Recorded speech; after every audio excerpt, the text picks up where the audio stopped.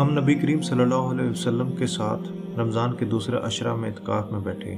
پھر 20 تاریخ کی صبح کو نبی کریم صلی اللہ علیہ وسلم اعتکاف سے نکلے اور ہمیں خطبہ دیا۔ آپ صلی اللہ علیہ وسلم نے فرمایا کہ مجھے لیلۃ القدر دکھائی گئی لیکن بلا دی گئی یا میں خود بھول گیا، اس لیے تم مجھ سے آخری عشرہ کی طاق راتوں میں تلاش کرو۔ میں نے یہ بھی دیکھا کہ گویا میں کیچڑ میں سجدہ کر رہا ہوں، اس لیے جس نے میرے ساتھ اعتکاف کیا ہو وہ پھر لوٹ آئے اور اعتکاف میں بیٹھے۔ خیر ہم نے پھر اعتکاف کیا۔ اس وقت آسمان پر بادلوں کا ایک ٹکڑا بھی نہیں تھا، لیکن دیکھتے ہی دیکھتے بادل آیا اور بارش اتنی ہوئی کہ مسجد کی چھت سے پانی ٹپکنے لگا جو کھجوروں کی شاخوں سے بنی ہوئی تھی۔ پھر نماز کی تکبیر ہوئی تو میں نے دیکھا کہ نبی کریم صلی اللہ علیہ وسلم کیچڑ میں سجدہ کر رہے تھے، یہاں تک کہ کیچڑ کا نشان میں نے نبی کریم صلی اللہ علیہ وسلم کی پیشانی پر دیکھا۔